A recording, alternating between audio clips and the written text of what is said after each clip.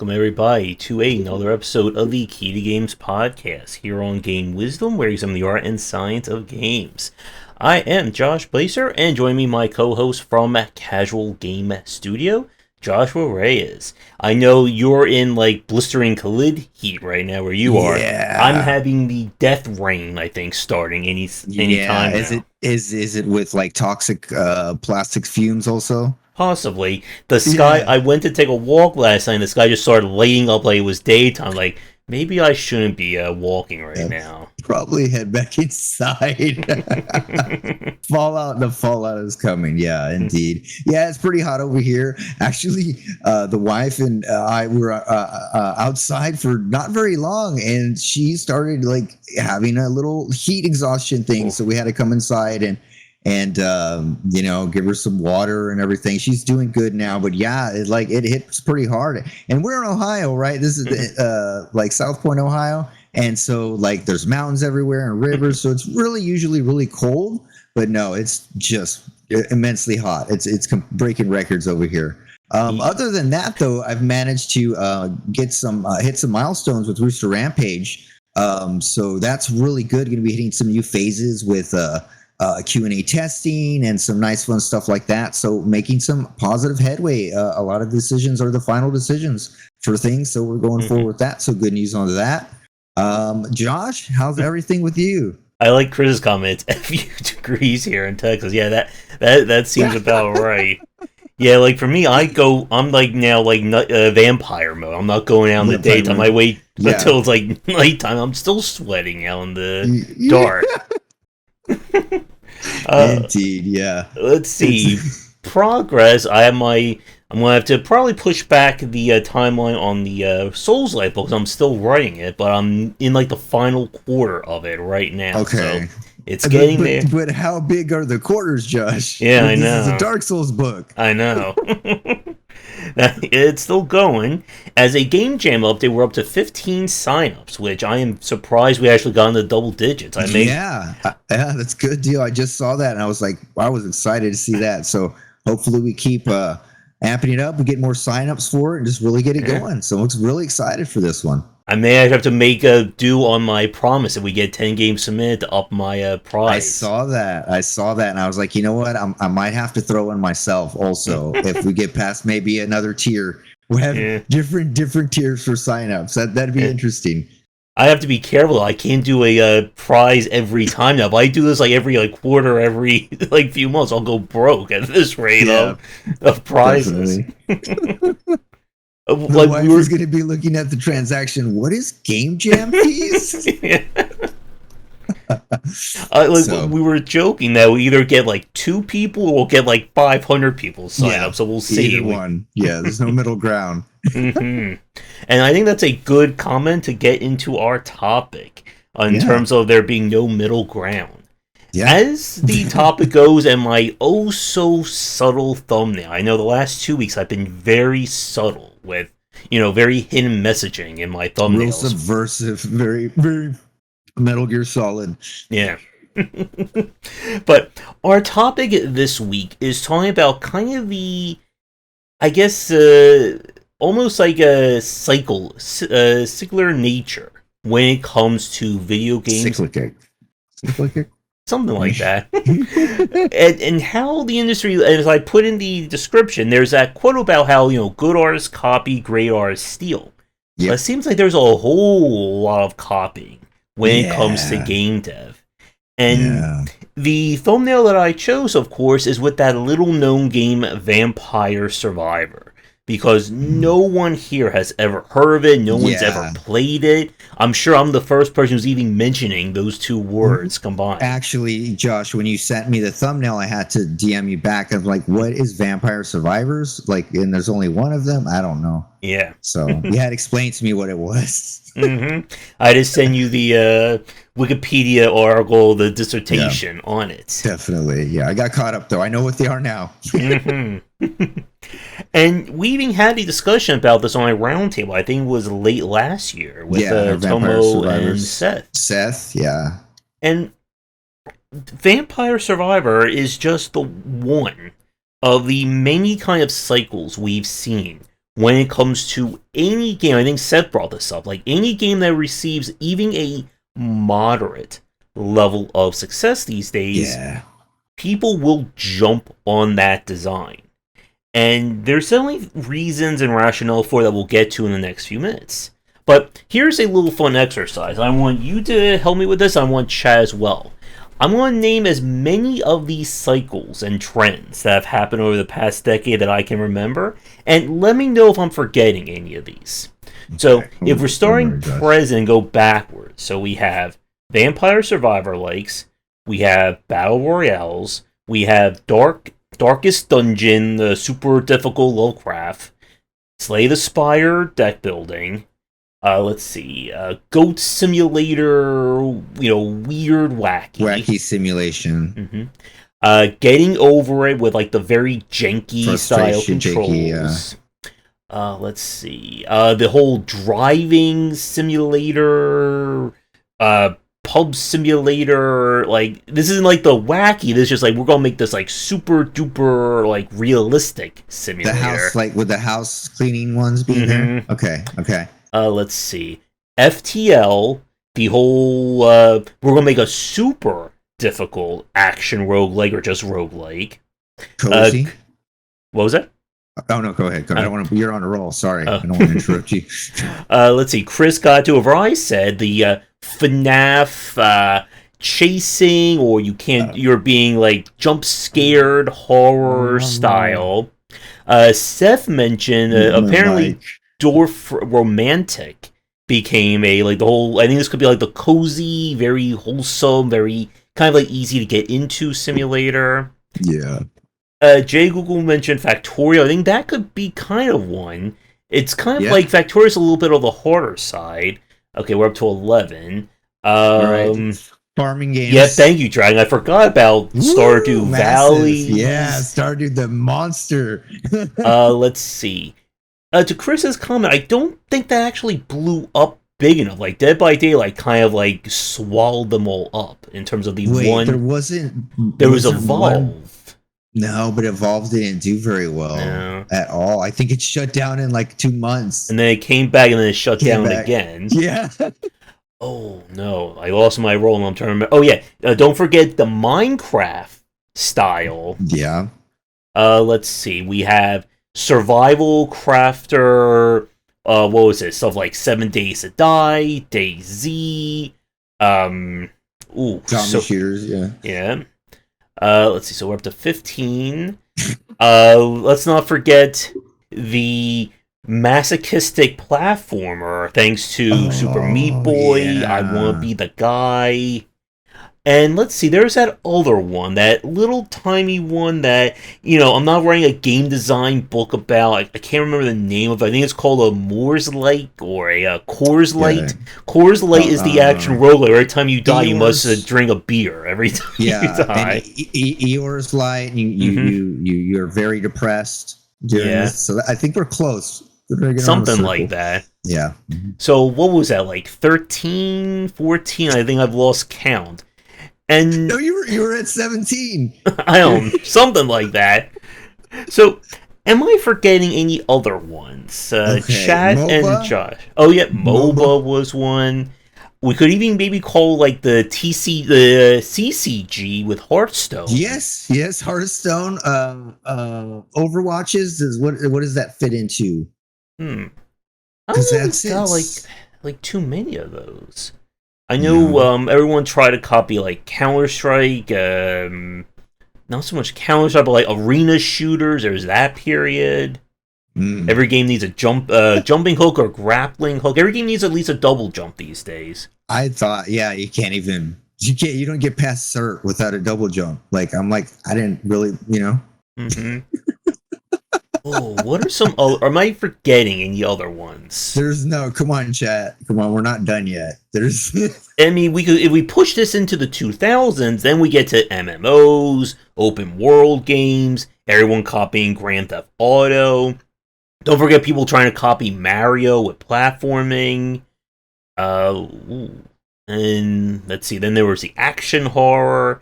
The industry has, in case those of you aren't picking up on the subtlety of this example, the industry has a very trend-chasing focus to it. Chris, games as a service, mobile. Like, we brought mobile in. We'll be going over examples for another 20 minutes. Do like a mobile light. Do a mobile light because you're on a roll, Josh. Okay, Tower Defense, Match 3, Endless Runner, MMORPG, MMO mobile style, because that's different than the MMO style. Let's see, AFK Arena. Even people have been copying, like, Arc Knights. There's a few Arc Knights clones, Azure Lane. Oh, my goodness. Again, they're now doing Division. There's a gotcha Punishing Gray Raven meets the Division game, so it's that kind of cover shooter, but all like anime characters. Just an anime character, like we get into that, we'll be here for another hour. Character genre is exploding. That's I get the ads for the anime character genres the most. I'm like, they really want me to play those ones. They saw I played Genshin Impact once, and they will not relent. Idle clickers, like Grumpy mentioned. Idle clickers. Auto chess, like Chris, so this was something like Thor and I was talking about. Like, it was like super huge for like, dude, felt like it was like 6 3 months. days. Could have been like, yeah. Dude, I swear it was 3 days. It blew up for like 3 days, and that was it. And I went to. Go ahead. No. It's about I don't chat chess, so it's okay. And here's a fun one. There's even a Zack-like. The Zachtronics games has its own little market, and the only reason I know about this is because I review Zachtronics games. People keep sending them to me, thinking that I'm like this, galaxy brain master at all of Zach's games, where I am horrible at them, but I still get them. So there's now, and the funny thing is that even Zach admits his games aren't mainstream. Like, they're not huge enough to, like, they're nowhere near, like, I want to be the guy or getting over levels, but people are still, like, chasing after Zach's games as, like, its own little niche genre.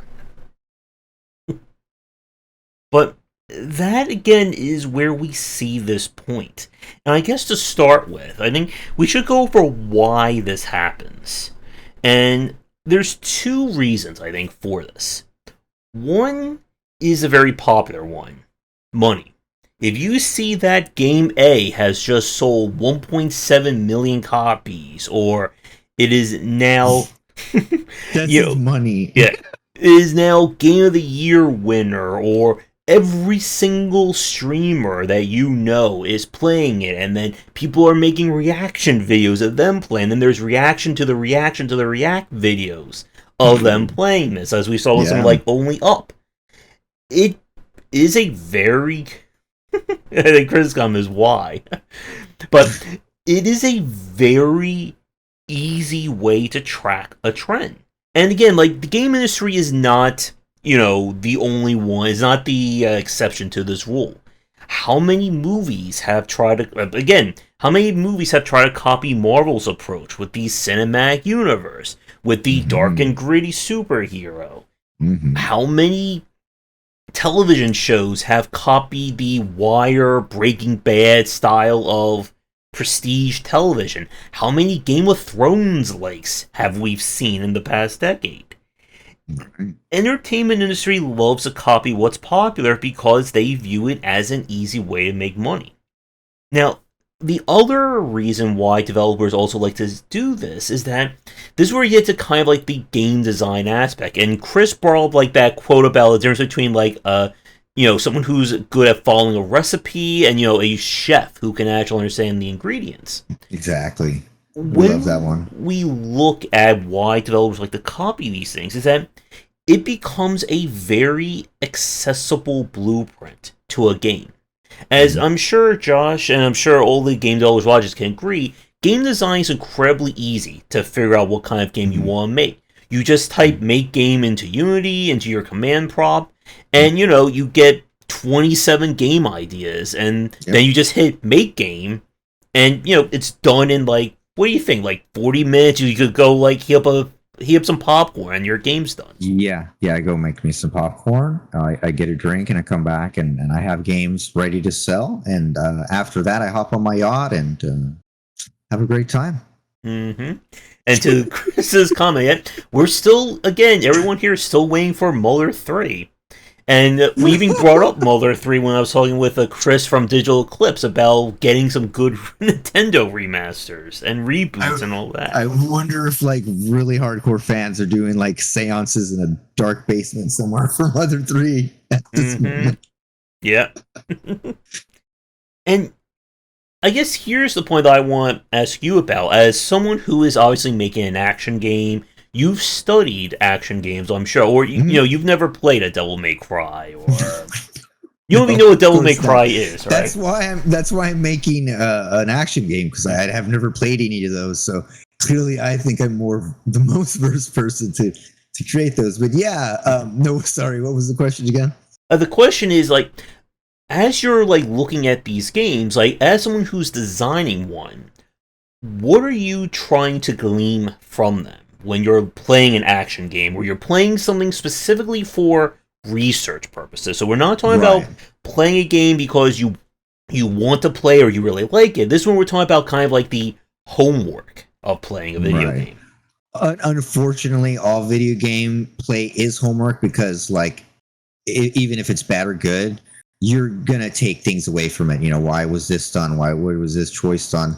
Of course, but like for example, like when I take away, I'm making an action game, right? And I take away things like, okay, so why did the combat feel good in Devil May Cry, for example? Like, what was exhilarating about it, or what was the core gameplay loop, right? I wouldn't be stepping back and saying the reason this game was good is because, I don't know, the setting and it's a vampire. I'm not quite sure what you'd want. You know what I mean? Like, what would be the takeaway from that game? Like, and you know, Vampire Survivors clones, they're okay, let me go back. So like taking away, you know, the juice, how does the combat feel? Why does in Bloodborne, why does the option to pick up my weapon at the very start just kind of like make the game really good, right? I design what I'm going to do, and you're kind of locked into your build a little bit, and then and why does the combat feel so good in Bloodborne, for example? And you want to compare that to Dark Souls, or maybe even Dark Souls 2. You want to go to like Mortal Coil. Like, what's different between Mortal Coil's combat? What did Mortal Coil take away from? You mean Mortal Shell? Shell. Okay. Mortal Shell. Mortal Shell take away from you know, the Dark Souls games, because definitely they played them, right? And when I played, you know, Mortal Shell, I did not enjoy it. I felt like they took away all the wrong things from that game personally. I don't know how anybody else feels about it, but like when I'm researching a game, and because I have to play, you know, action games constantly to see, you know, what they added, how, like, I don't know, maybe secondaries work, how passives are working nowadays, and things like that. You know, I learned, like, when I was watching your stream with the puppy and Remnant, how it has the his little passives that you can do, and he was basically your like regen dog, and he could res you, like just interesting things like that you know you can pick up. But of course, like, and you want to go back to the original statement, like, you know, poor copy, and you know, the great ones steal. And what that really means is stealing is you're taking that and you're making it your own. The theft is literally making it your own, so no one can tell that you're copying, right? And that's because you like, that would be me taking all the lessons I can from Dark Souls about combat, from God of War, possibly from you know, Devil May Cry, and put in I don't know, throw a little Quake in there for some wild movement speed, and then, you know, dither that all down into my game, and then like that, and then I want this aspect of movement, I want this aspect of attacking it, put all that together, and then you know, you make it your own with, you know, through the story, through your assets, through your characters, through your game mechanics, through your stuff like that. So that's long-winded. That's basically what I do when I'm doing homework. And one of the big things that you said there is trying to understand the kind of underlying mechanics and systems. So I think this is where a lot of developers tend to slip. As you said, again, the difference between copying and stealing. Yeah. How many Darkest Dungeon likes did we see have an oppressive atmosphere? Yeah. Maybe a sardonic or depressive narrator that is overly difficult, that is, 4 enemies on the right side, 4 heroes on the left side, taking turns. It's not getting away. It's not making you forget about those games. And it's the same kind of thing we saw with a lot of the VS likes.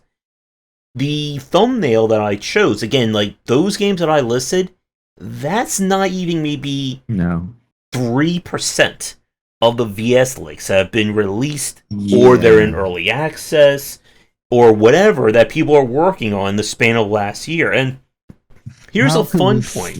Metric on the amount of VS's out right now. I don't know. And here's the fun thing. I got a message last week saying there's going to be a Bullet Heaven Festival this November. Yeah. Oh my God. Amazing. So guess what? Guess who's going to be playing all those games? And who's going to probably get about... I can just imagine my inbox in like late October. Hey, I'm working on a new VS. Like, hey, I saw you play Vampire Survivor. I saw you play 20 minutes till dawn. It will be very fun. I don't envy you, Josh. I don't envy you. And one of the things that we brought up in that discussion about VS likes is that a lot of them feel like they're taking the wrong elements from it. Yeah. I kind of like Mortal Shell just for the whole horror mechanic, but it did, and this is that point that we've talked about. Whenever we kind of bring up a big name game, we look at all the other games that have kind of, spawned from that genre. Oftentimes, not one of them gets anywhere close to that level of success or fame. Not at all. Probably the only exception to this rule would be Fortnite. And Fortnite being one of the later examples of Battle Royale. And the reason they did that, or the reason why they succeeded, I think it was because they were the first to really present the most polished and refined version of it. Yeah. As a really good example, go ahead.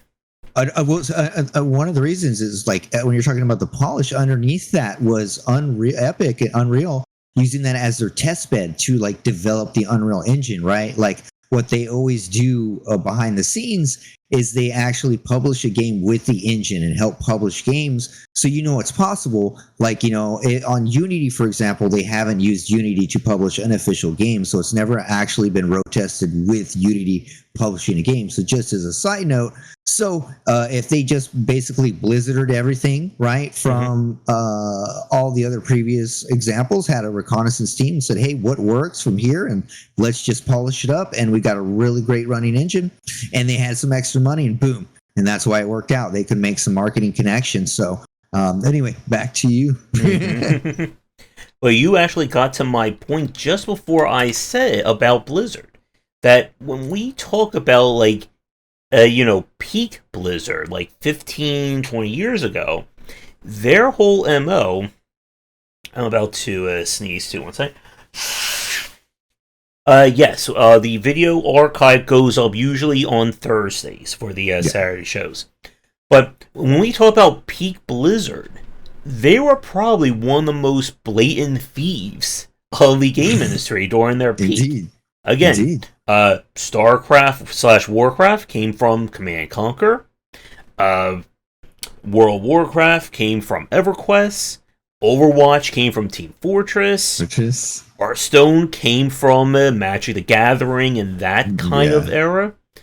But again, like Blizzard, like Chris's comment there, their biggest thing was iteration. Iteration. It's not so much of trying to reinvent the wheel, but it's how do we make this wheel even better than anyone else that came before. Oh yeah, Heroes of the Storm. I always forget about Heroes of the Storm. I know there's a hardcore following of fans of that one. Is there still now? Is it going well? I think initially I know it had some bumpy patches, so I don't know if it got cleared up. And it works well for them because, again, they do that job of making you want that level of quality. It's the idea of, if people like this game with all these pain points, with all these issues, and they're still playing it, what if we make a version of that game with none of those issues?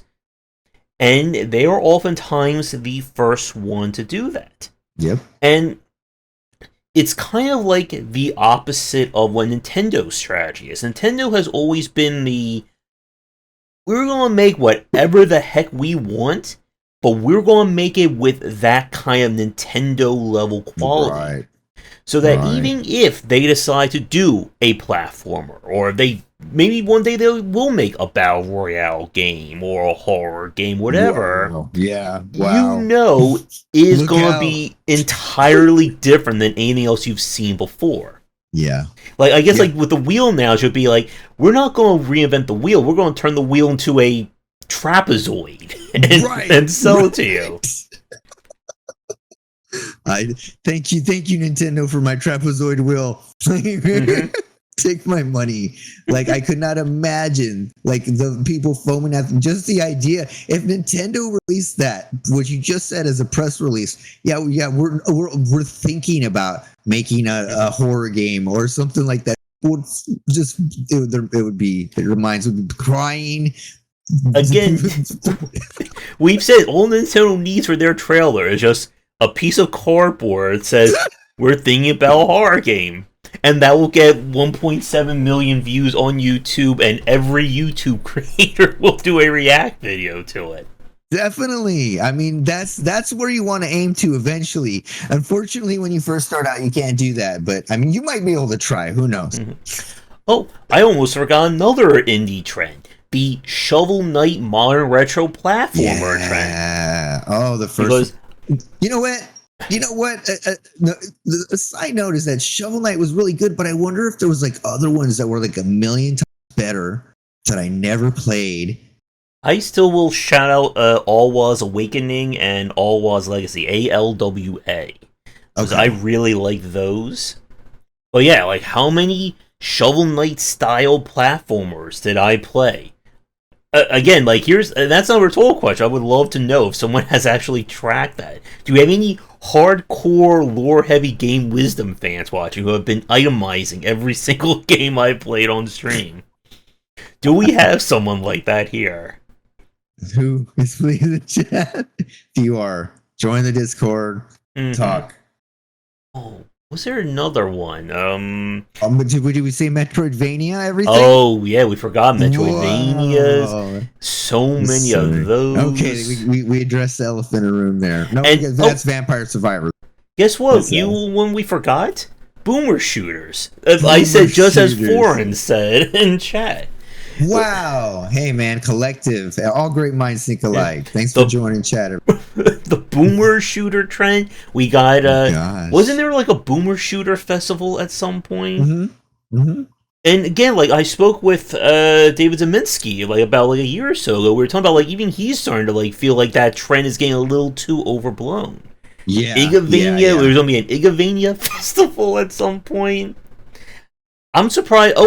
Thank you as well. The PS1 Sahara. I think one of those just released. I got a Twitter about like a Silent Hill style.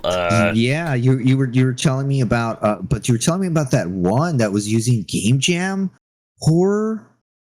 Was it a Dread X collection? Yeah, the Dread X. Yeah, is that the right one? Yeah. Yeah, there's the Haunted PlayStation 1 demo disc. Haunted demo disc. I like that one.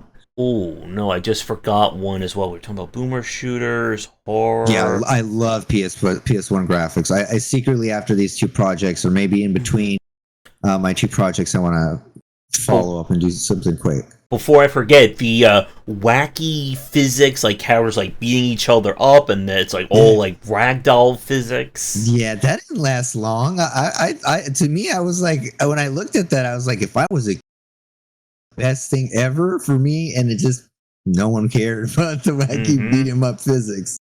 Yeah. And I mean, we even like here's a kind of fun, here's an interesting, I guess, like somewhat tangent question for you. When we look at stuff like Fall Guys, for instance, like you would think like we would have seen a lot more kind of people trying to copy Fall Guys. Oh, I almost forgot. Among Us, the social deduction thing is another huge one. But like Fall Guys, and even maybe to an extent like Rocket League, we never really saw like a trend. Yeah, so I got the answer because that's hard. Those are hard to develop. Those are real hard to develop. Rocket League itself, just the physics and the movement and having the network code right and feel good, just to make it on par with the game would require a massive amount of like networking team and a massive amount of money just to get it out. Like for both guys, and so now if the ones that were trying to do it were up against a massive because they knew how much marketing it would require. Because you're going to require that much of a team, and so you're going to need that much funding, if that makes sense. So I think that the ROI on those games just wasn't high enough. I saw more indies. I think I'm seeing more indies as you as well, right? Is that one of the games? Or the other night, one of the times we played an indie game, and it was kind of like that. It didn't have as much Fall Guys like interactions, but it was trying. And it's just really difficult due to like the technical issues with it and the ROI. I believe for that one, because it is a great one to. I think you could still keep going forward with it. Like I don't think it's really reached its apex, or like it might just like be done for now and have another arising soon when like technology makes it easier for those games to be produced. I think we're getting close, but so that's what I believe. And then I think main culprit there. Difficulty is another really good one because, as we were saying earlier, one of the reasons why a lot of developers will look at games a copy is that they kind of lay out that blueprint already for you. But one of the things, as we've said, is that just watching the success of another game doesn't necessarily give you all information about why that game works. To the Vampire Survivor example, one of the things that we talked about in our show, and I did a video about this, is that one of the things that Vampire Survivors did that succeeded was it was very pick up and play, it was very snappy, it was very easy to kind of get in, and then, screen explodes. Cheap. Yep. And then one of the things I've been seeing from a lot of these developers, what if we make Vampire Survivors, but it's slow? It takes like 5 to 6 minutes before you actually start like exploding things. Right. And it just doesn't have that same pick up and play appeal. Yeah, I played one and then it was like I was waiting for me to do my auto account. I think let me get the name right. Death Must Die. I was playing that one. Did you play that one, Josh? Yeah, that was one of the ones I did like. Yeah, so you like that one. So the thing that kind of threw me off is that at first, like I guess they were like, okay, well now you got to swing your sword. But I like the full auto attack that was just simply about movement and the simplicity. But then eventually you did start getting some passive auto attacks and stuff like that.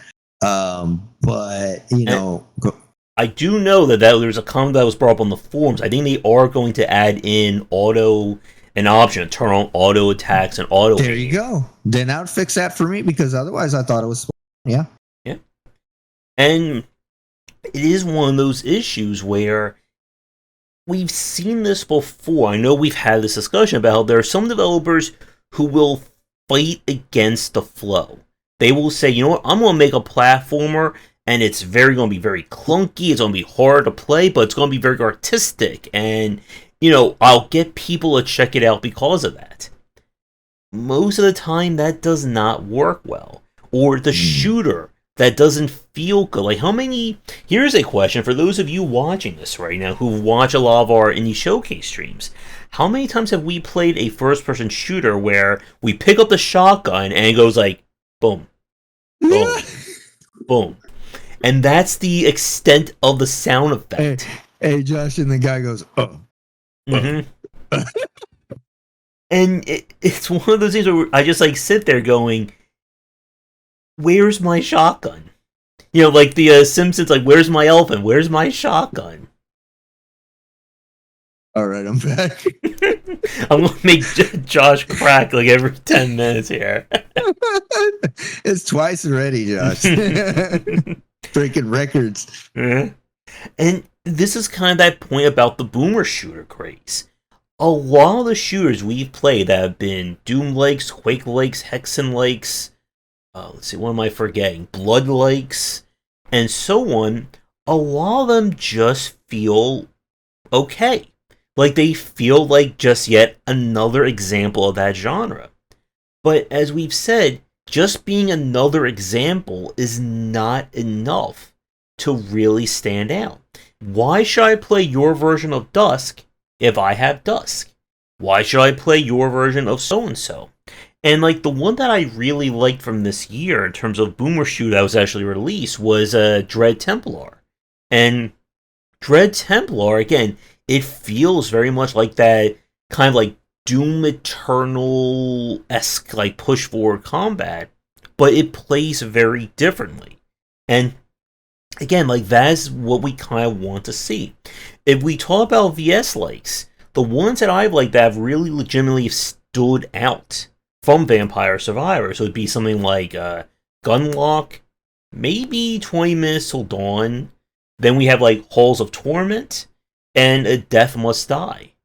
And I'm trying to think, like, that one that I played was kind of like survival horror that was just released. That's actually on the thumbnail, whose name I keep forgetting. Like, that was another decent one. But can anyone watching think of other VS likes that feel legitimately different from Vampire Survivor? Yeah, please chat. If you've been deep in the Vampire Survivor, like, what have you found out there? Very interested to know. And to Chris's comment about we need a Mario Party like for the PC, if we do that, that will cause so many breakups and friendship ruinings. Mario Party? Yeah. Oh yeah, Brotado was also really good as well. But I don't think Brotado went as far as I would have liked. No, it didn't. Halls of Torment, I've been playing that. A Vampire Killer, so one that I showed on stream this past week, the first-person shooter VS Lake was also an interesting what is that one called? Vampire Killers. So there are examples of games that feel really that they like again, like going back to our point, like yes, they are taking this genre wholesale. They're not, trying to hide it or anything like that, but then they're running in a completely different direction.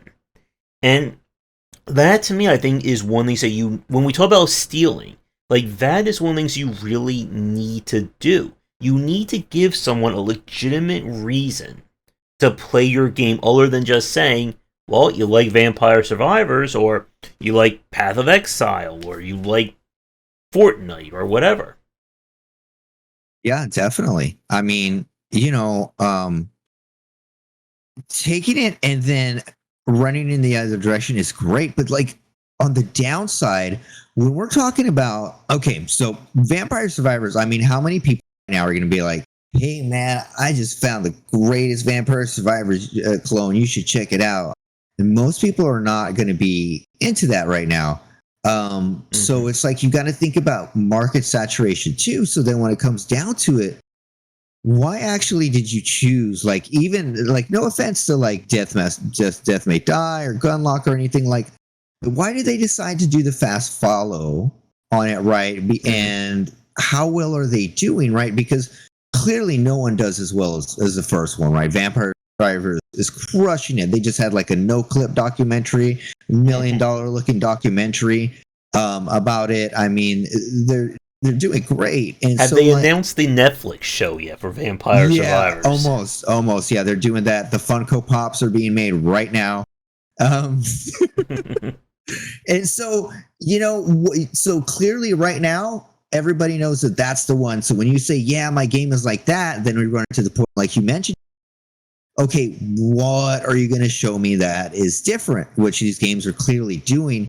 But again, the downside is how big is the market now for anybody other than Vampire?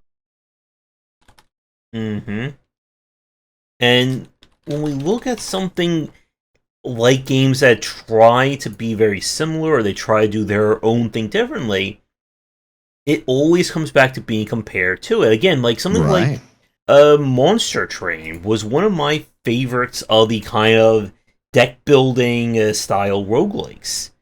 it did not go anywhere near as far as Slay the Spire, despite legitimately, I think, being a far more solid game.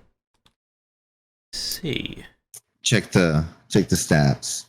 Yeah, I mean, and that's the thing, right? Like, you're like, okay, if you're, I mean, you're developing a game.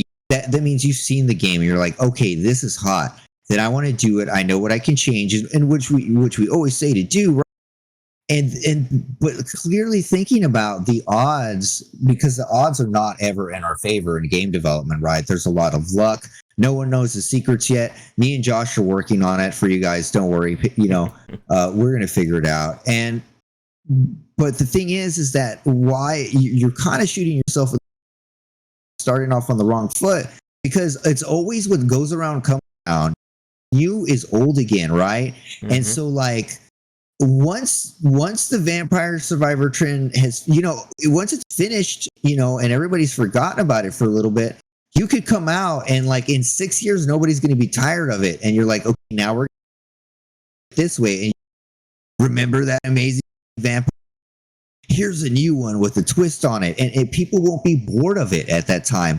But if you're throwing yourself in such a saturated market, it doesn't put things, you know, in your favor, right, Josh? I mean, and all, you know, the only side reason I can think of doing it is, of course, right, you're trying to make a quick buck, and maybe you're trying to work on your game development skills, right? Let's give you the benefit of the doubt.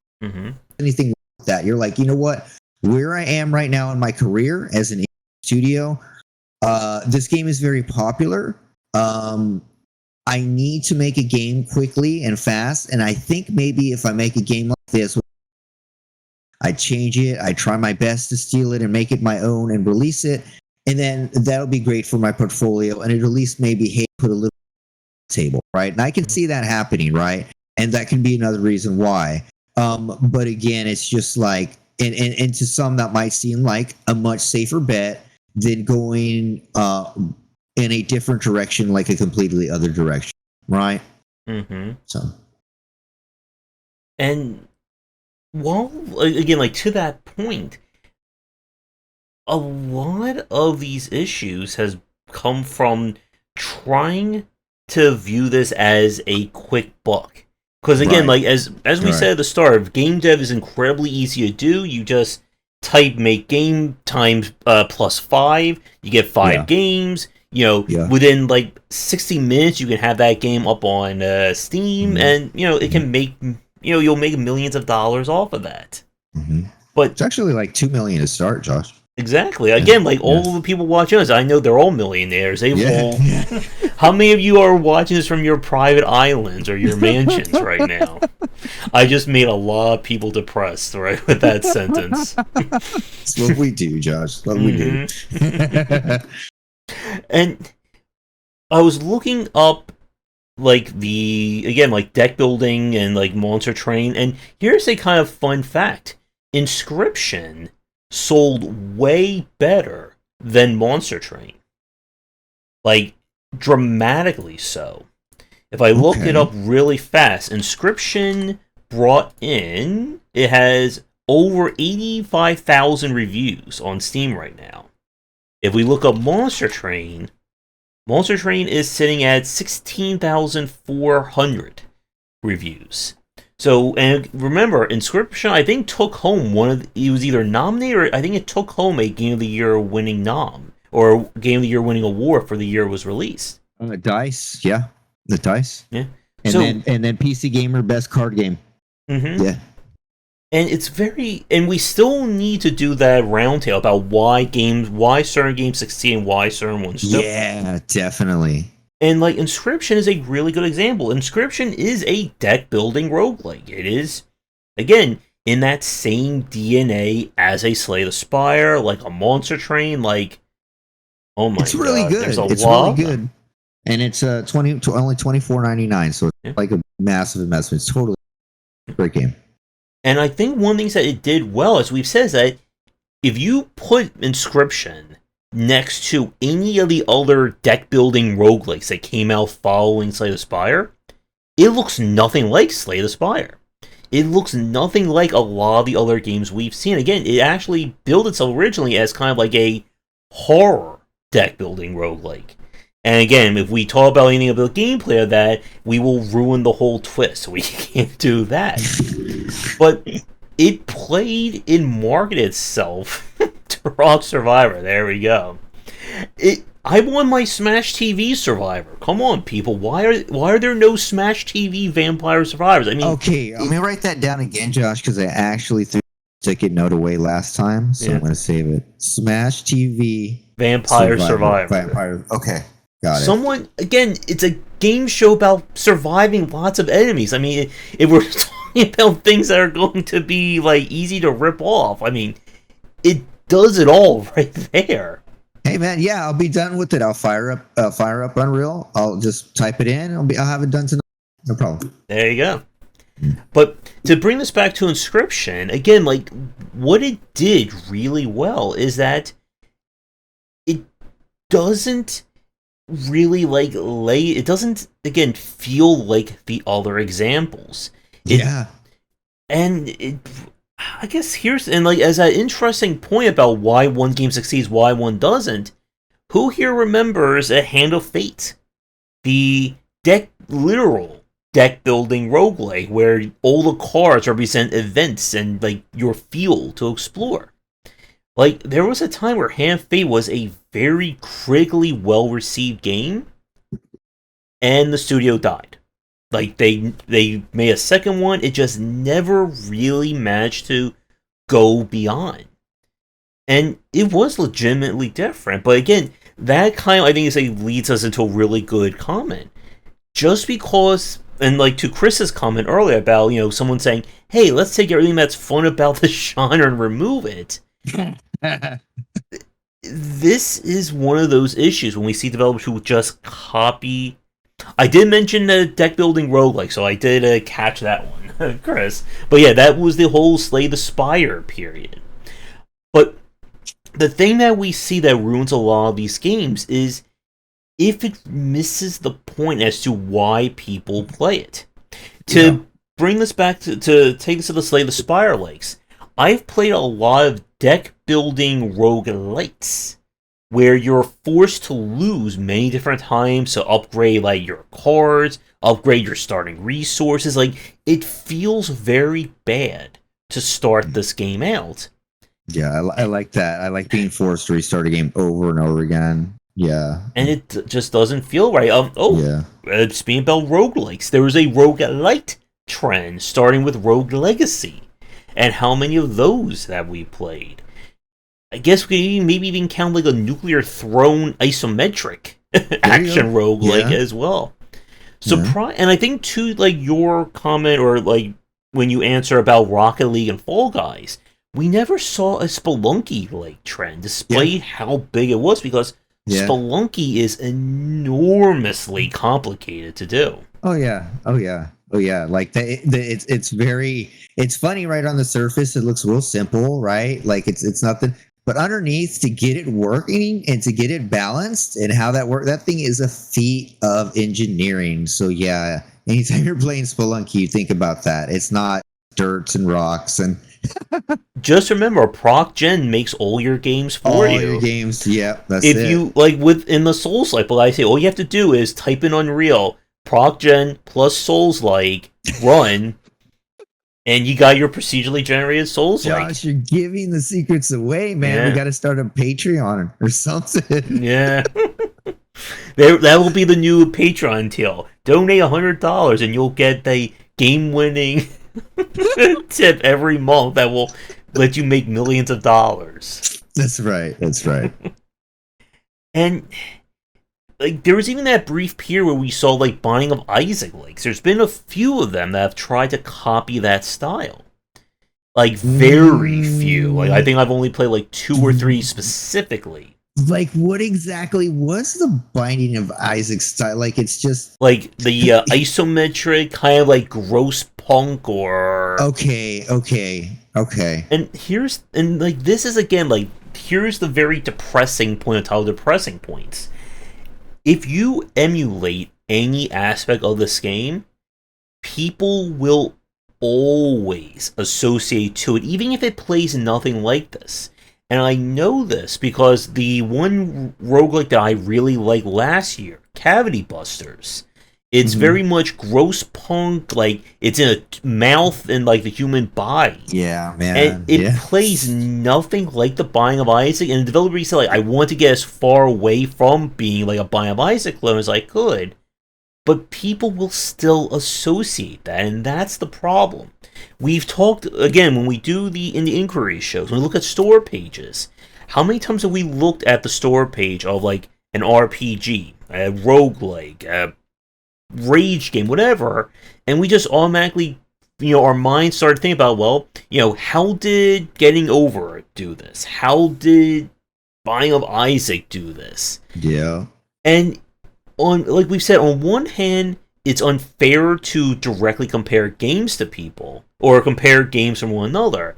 But this is that kind of like narrative shorthand that you have to be really aware of when you're pitching these games to people.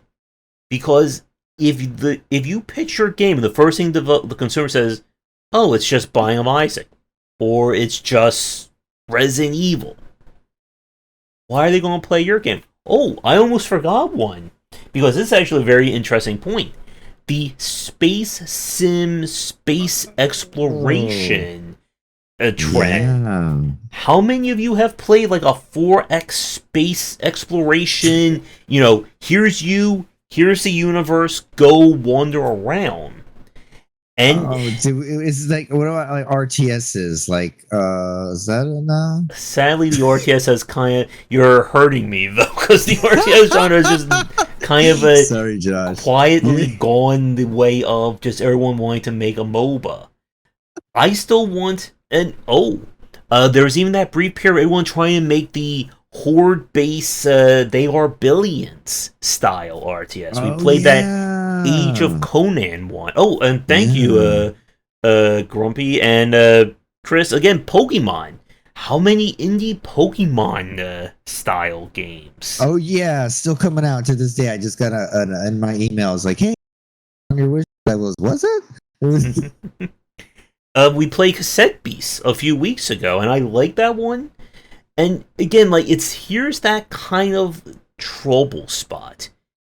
You need to take what's good about a genre, about a popular game, but you also need to make it legitimately different. And that's where the actual game designer part comes in. And it's also why it's so hard to do. See, what was that other one? How many XCOM likes have we played? There's a chance someone watching this right now has also, I think they may be working on an XCOM like. Yeah. And did you play that Rabbids one or Rabbids in XCOM? Was it really good? I like the first one. The second one feels like it's like different not studio. Doing enough to make it like worthwhile. But again, sequelitis, man. Yeah. But that's a really good example. Like they were not hiding the fact that they were making an XCOM like, and everybody joked about why is Mario using a gun? Why is Luigi sniping people? And we just talked about like you just said, if they would maybe they make fun of it if Nintendo was like, yeah, we're making a game, we're making whatever kind of weird genre, everybody would, the world would implode, hell freeze over, and it would be great, right? Drop that cardboard and that's it. Horror game coming soon. Thank you, Smo. We forgot. Not only was there the Metroidvania trend, there's also the Hollow Knight style Metroidvania. And then we have the Igavania Metroidvania. Yeah. I just said Vania like 5 times in one sentence. Vania. Axiom Verge as well. I think we've seen some people try and emulate that kind of style. But again, it's that case of how do you make this stand on its own? And here's a good question. How many of you can think of a really solid Hollow Knight style Metroidvania? I would say maybe something like Haku the Robot we played. Yeah, maybe Haku. Ender Lilies, that style. Yeah. That's a good dev. Good dev. But it's very hard. And I think to what Chris just says a really good point. Like, some of the ones that can stand on its own would be, can we make a Hollow Knight that avoids those pain points? Again, we talk about this idea of the Blizzard iteration. And that is where you really need to look at. If there is, and here's the other, like, free $100 Patreon super tip for everyone watching. Right now. If you're studying a popular game and there's something that annoys you, don't put that in your game. Not cool. Because, again, if you can make a Hollow Knight but better, or a StarCraft but better, or anything but better, and you can do that while avoiding all those same issues, that is a really solid foundation.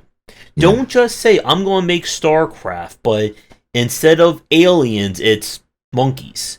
Or, I'm going to make a Battle Royale, but, instead of having to jump off a bus, we're jumping off a RV. It doesn't work that way. And I think, again, this could be also why Monster Train, despite being a better game, it didn't make those numbers. Because, again, as we said, there's a difference between saying you're the first example of this popular genre versus you are a better version. Because people will only associate that first one. Right. And again, this is where the World of Warcraft comparison comes in. Everyone tried to beat World of Warcraft. No one managed to beat World of Warcraft up until Final Fantasy 13 or 14. Yeah, 14, yeah. And it only took them almost 2 decades. Yeah. To do that, Yeah. I'm sure we all can work on the same game for 20 years, right? No, actually, Josh, it took them a previous MMO. They released Final Fantasy 11, and they ran that for 10 years, right? And then, so they had all that experience while WoW was still running and doing its thing. And then they released 14, and then they had to redo it, and then they got it right. So that's how difficult it is. And you have to be Square Enix, by the way. Again, there's the other. We're giving all these super expensive tips. Just be Nintendo or Square Enix, and you'll succeed.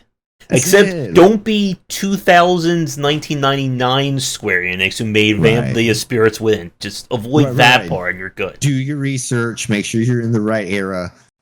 Yeah. Let's see. There's no... Yep, and to Grumpy's comment, this again goes back to my thumbnail. We can tell, the consumer can tell really well if you're just trying to copy the trends of a game. And real recognizes real fast, like we've always said. The consumer can spot stuff faster than I can even blink. They've seen everything that you haven't seen, and so I mean they pick up on it, and that's it. So you can't fake it. Go ahead, Josh. Yeah. And speaking about Blizzard and Diablo, we just heard announcements that they're going to be releasing part of the beta for Path of Exile 2 next year, I believe, or next summer. And from what someone was saying, they're going a completely different direction with that one. And that, again, we haven't focused on mobile at all in this conversation. So if we did, we'll be here for another 3 hours. And we'd have to do another episode. Yeah. But one of the things about mobile and about live service is that when someone becomes that, the example, that big name one, you cannot in any way, shape, or form try to beat them at their own game. How many Clash of Clans clones, how many Candy Crush clones did we see that never, ever survived? And it's also why, again, even with games like Arknights, with Genshin and Honkai, and even something like Punishing Gray Raven and so on, a lot of these other games have just never, ever got to that same level. Because even, again, if they do something legitimately differently, I brought this example with Arknights. There's another kind of gacha tower defense style mobile game called Path to Nowhere. Path to Nowhere, at this point, if it doesn't go end of service by the end of this year, I will be very shocked, because no one is talking about that game, it does things legitimately different from Arknights. But here's the point. It still feels like playing that, and it has its own unique problems to it.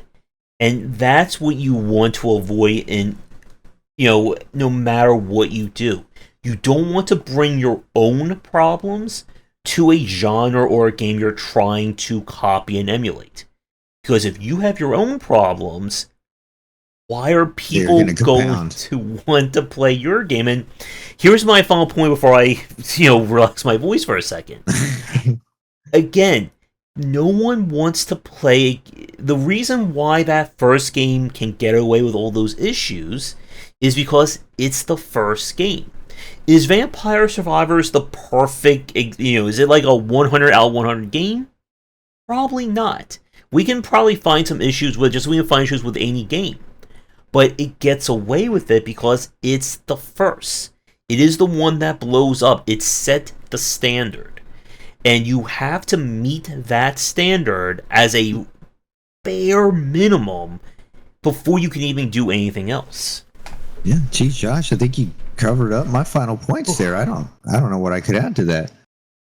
Yeah, I mean, basically, I agree with everything you said there. I mean, I'm looking here over at my notes, and it's like, again, like, I don't really think that like fast follows and things like that, like this is the only reason I could say, hey, do a quick follow, do a fast follow is that thing that I mentioned, that you're a studio and you're trying to like really get your code base in and like really get a game done, and that might be within your budget, right? It's like following a Vampire Survivor to get it published, to understand the publishing process, to understand how everything works, because you haven't done it yet. That's okay, right? Mm-hmm. As far as expecting that to be a breakout success and helping, hoping completely really got steal it and make it your own, right? You have to do that polish, and if you're, if you have to be based on passion and want to do it, and it has to be something you want to do. Like,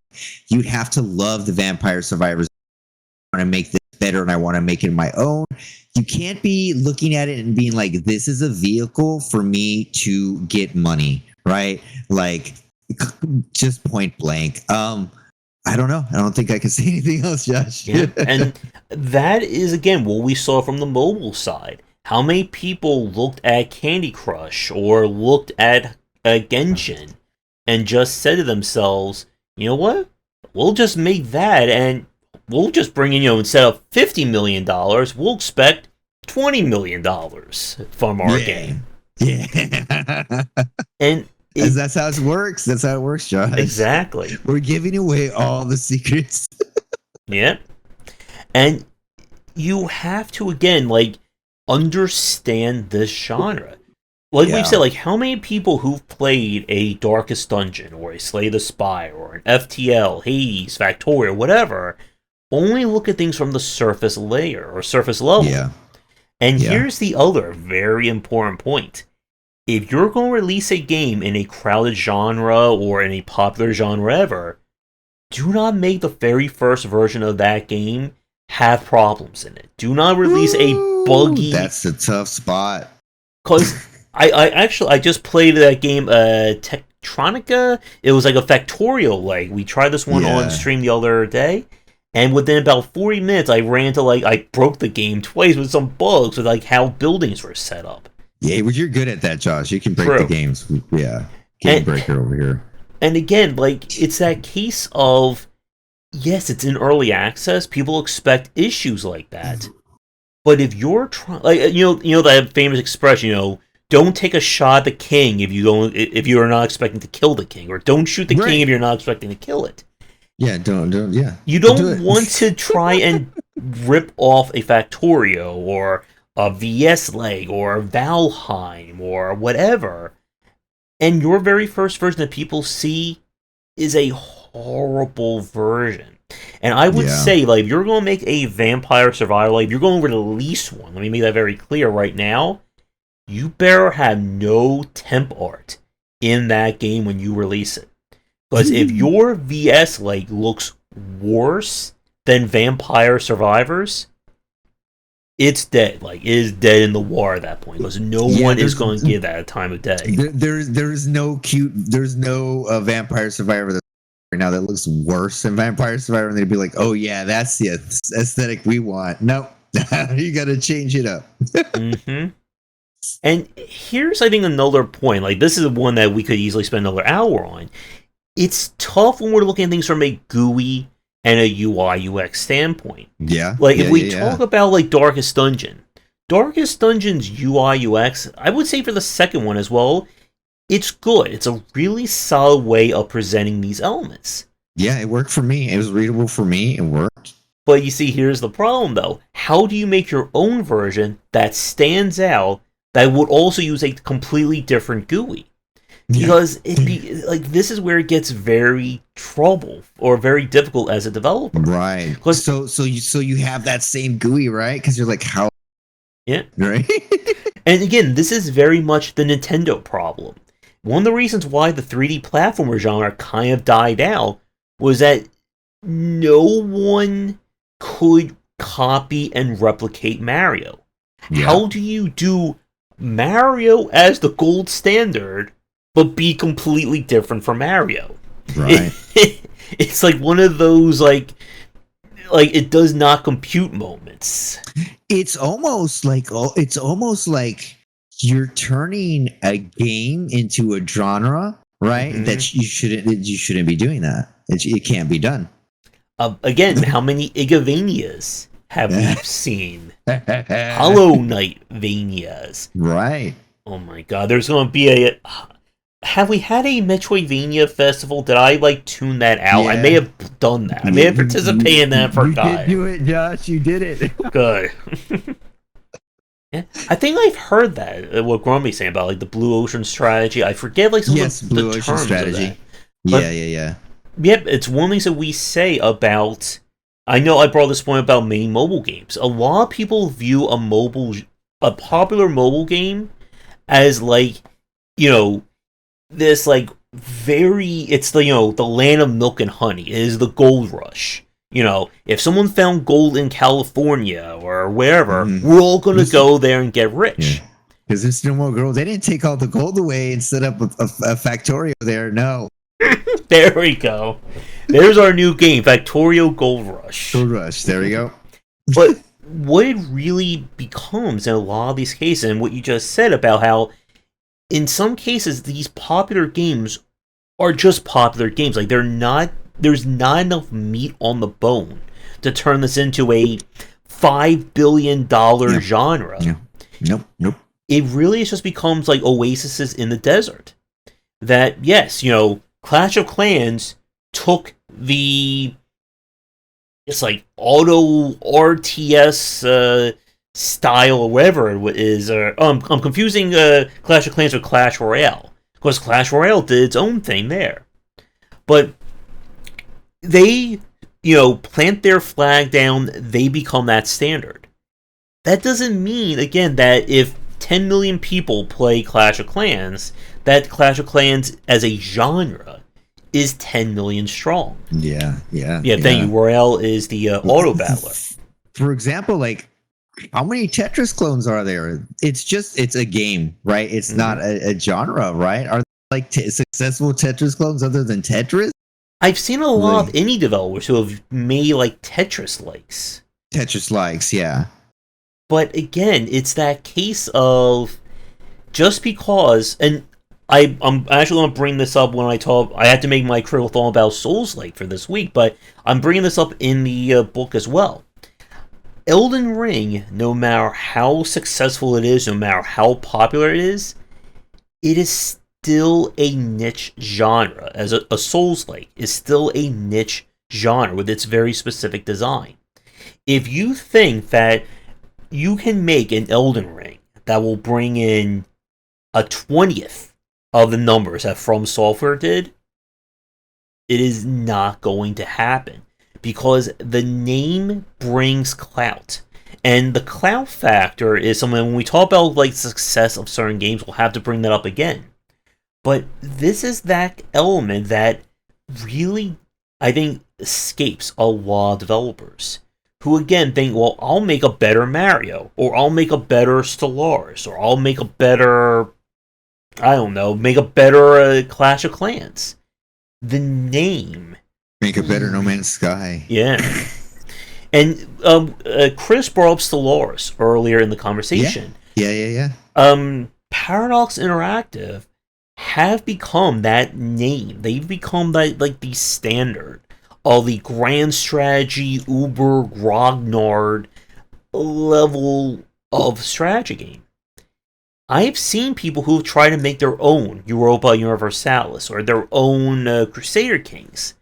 They never get to that level because it is such an entrenched genre. And the only way you're going to have to succeed is you have to beat them at their own game.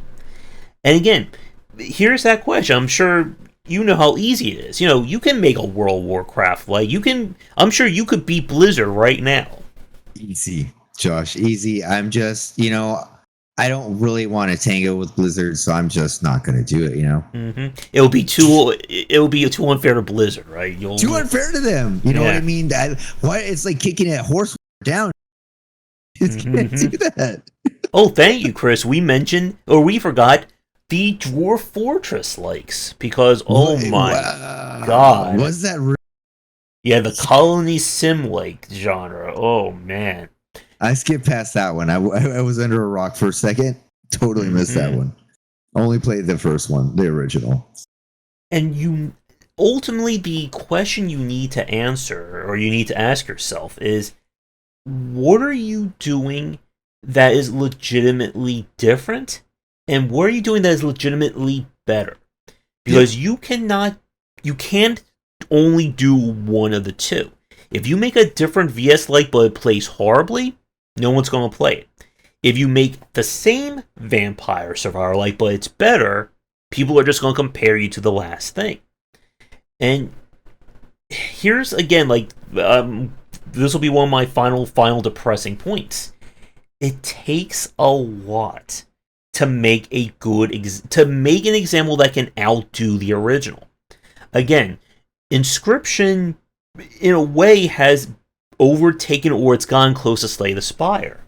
And it did that by just, again, going completely in the opposite direction of Slay the Spire. And that's not something that you can just do in 40 hours or, a 72-hour long game jam. Just manage to recreate this and do it completely different and better. Yeah. I'm just going to say, instead of fast follows, remember, what goes around comes around, kid. What's old is new again. And trying to do it while something else is hot, right? That one's in the spotlight. Vampires and Fires is in the spotlight. And like Josh said, if you don't do a certain thing, blah, but if you do, they're going to compare you to that one, right? They're going to compare you to Vampires. And so, why would you want to put yourself in that spotlight unless you can achieve the other goals? Mm-hmm. And so, if you can't achieve the other goals, that's not something to be doing. Regardless of how big a studio you have, how much talent you have, right? Mm-hmm. You literally have to be honestly, Blizzard levels. You got to be really high up, or do something really fresh and different, like Josh said. Yeah. And that's basically it. I think instead of trying to follow something quickly, just as indie developers, which is the bastion, the darkness would be AAA, trickle down market narrative, and right indie dev, right? And so the ability to be very nimble. Compared to AAAs like the RMS Titanic, right? We're super nimble and you can change. And so because of that, there's no reason to say, well, like I said, I only think there's one reason to explain twice already. Other than that, you should be looking for something different and maybe something that was popular 10 years ago. And like Josh just mentioned, what's the Super Smash Brothers, the name of it? What was it? We have multiverse, or are you talking about like No, a? your game, our game, the Super Smash Brothers remake. Not Super Smash Brothers, Super Smash TV. Sorry. Oh yeah, Smash TV. Yeah. Smash TV remake, like just like that. It's been how long since one has been done, right? And so doing it now, like you won't be compared. Like they'll be like, "Hey, remember Smash TV?" And everybody will be like, "Yes, I do." That game was amazing. Well, there's a new one, and that's a different kind of hype. There's literally no hype from saying, "Hey, I have a new Dark Souls, guys. Are you ready to play?" There's no hype there, right? Mm-hmm. Like you instantly have a mountain to climb, and so if possible, avoid those mountains. Making devs, creating games, except for when you're developing them with the Unity and other than that, like don't make it more difficult for your team, for yourself, for your sanity, etc. I think that's my final point, Josh. As a very fun coincidence, I just got an email from someone saying that they're releasing a Castlevania like they would like me to check out. Yeah, there we go. See, now I'm a little more hyped about that. I'm hyped. Get me in on that, Josh. And to Chris's comment, where's my Star Tropics like? Come on, people. I want a Smash TV like. I want a Star Tropics like. And give me a Crystallis like as well. I want an ActRaiser 1 like. Please. Come on, people. I want it's Saturday right now. I want one by Monday. Right. And then if someone doesn't get on the Smash TV one, I am gonna have to get on it. So don't put that on set that I have that much work to do. So don't do that to me. Let's see. I'm trying to think if there's any other final points. I think we've kind of hit it there. Yeah, I think so. I guess the only thing I want to say is I cannot wait to see all the VS likes that are coming in November. Yeah. And I can't wait to see all the no volume slider games I'll get as game jam submissions when we do it next. I really hope I heard someone in chat saying they were going to do a menu only game. I hope. Someone does. That'd be great. And again, I guess to my ultimate final point, the games that manage to overcome the issues and manage to outdo the game they're inspired by, again, they always have to show being completely and legitimately being a different game. It is, in this respect, it's oftentimes better to be unique rather than just being a fantastic game. You can have your own kind of issues and pain points if you are legitimately, absolutely different. Like you stand alone. You stand alone. There's no comparison. But the second someone can directly compare your game to another popular game, then you're going to take all those, issues. You're going to have all that baggage of, well, your game is just like Mario, but it feels worse to play. Or, this is a shooter, but the gunplay is horrible. Or, this is an action, this is a Souls-like, but, your dodging feels bad. And when you fall down that hole, it becomes very hard to get people to stay invested in your game. Because ultimately, it comes back to this point. Why should I play your worst example of Game A when I have the Game of the Year winning example of Game A right here? And if there is no Game of the Year winning example of a genre, that could be a good spot for you to try and focus on. Again, the reason why Fortnite succeeded was that the Battle Royale genre for a time was just this like niche thing. How many mainstream people heard of something like, H1N1 or King of the Hill or about PUBG? In the mainstream circles before Fortnite blew up. Not as many, but right now, how many people know what Slay the Spire is? How many people know what Vampire Survivors is? Darkest Dungeon? Hades would be another good example. Once they've already had that kind of banner, poster child success, you need to start looking at something different if you want to stand out in that crowd. And exactly. Grumpy, I think, had another good point. You can only compete on price then. And even then, that's not a strong selling point. Yeah. That's when we get to that whole, it's, the vampire survivor that, fell off a truck. Or, the knockoff, instead of Sony, it's phony. It's like something like I mean, that was a Simpsons funny thing there. Yeah. I was going to also use as the thumbnail or as, part of the example, this like the SpongeBob SquarePants meme of, there's not so many. It's just like ripping up like the wall. You see like all the dirty diapers, and there's like. Hey, the one. Can you change it for when you release the archive? That may be a little too insulting though to have all the vampires around like as like dirty diapers being pulled away by a dump truck with SpongeBob going. Yeah, we can't do that.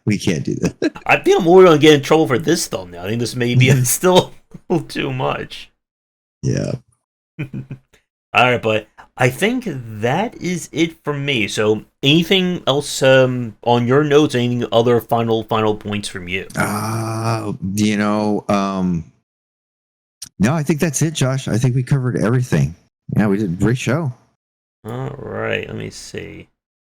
Oh, looks like Seth kind of popped on. We're going to have him on, but he kind of logged on around like 6:30. So we will have to see if we can get him on for next time. Yeah. But I think with that, we will say goodnight. So, again, if you are new to all the YouTubing stuff, if you're interested in the Game Wisdom Game Jam, signups are still going on. It's going to start August 14th. There's information and links on the Game Wisdom Discord, so check that out, as well as the Patreon. Yep, all my links are down below. Both Josh and I are on Blue Sky. We got some new links, Threads, Instagram, all that stuff. So yeah, follow there. The Game Jam is coming up. Please join the Discord so we can hang out with you. I'm going to video. You cut out again a little bit there. Why does it always happens at the end of the show? Yeah. So anyway, links are down below. I'll keep it short. And that's all. Join the Game Jam. And okay, about the Game Jam, I will be so what we recorded what about how to Game Jam, so in a short YouTube video. I keep cutting out. Okay. Yeah, and of course, check out all my books if you're interested in Souls-like design and trying to copy your own. Be sure to check that one out when it comes out. TBD at this point. How long is the copy your own chapter? Oh, yeah, I only haven't even started that one. That could be a while. Oh no! All right, everyone. So, with that said, do the YouTubing stuff people tell you to do. We will be back next Saturday around 5 p.m. ET as our starting time. We'll see when we get set on. If you do have a suggestion for a topic for us to cover for next time, let us know in the comments or on the Discord. Alright, so everyone, make sure to get all your make sure to send me all your Vampire Survivor clones and copies by next week. That's and we'll play them as well. And come back for daily discussions on game design here and on Game Wisdom, where we some of the art and science of games. Have a great rest of your weekend. Stay cool and all that. And talk to you next time. Bye.